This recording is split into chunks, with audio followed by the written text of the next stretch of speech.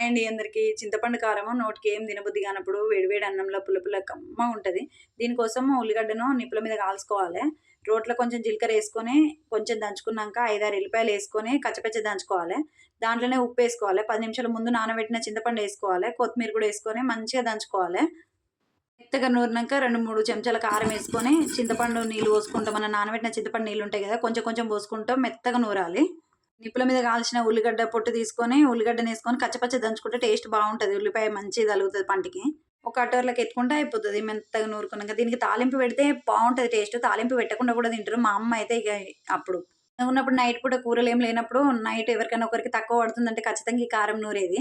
తాలింపు కోసం ఒక కడాయి పెట్టి, ఆ కడాయిలో కొంచెం ఆయిలేసుకోవాలి. ఆయిల్ కొంచెం వేడెక్కినంక జీలకర్రేసుకొని, ఎల్లిపాయలేసుకోవాలి. ఎల్లిపాయలు కొంచెం వేగిన తర్వాత కరివేపాకేసుకొని, చింతపండు కారం నూరి పెట్టుకున్న చింతపండు కారం యేసుకుంటే సరిపోతుంది. టేస్టీగా ఉండే చింతపండు కారం రెడీ. చాలా బావుంది.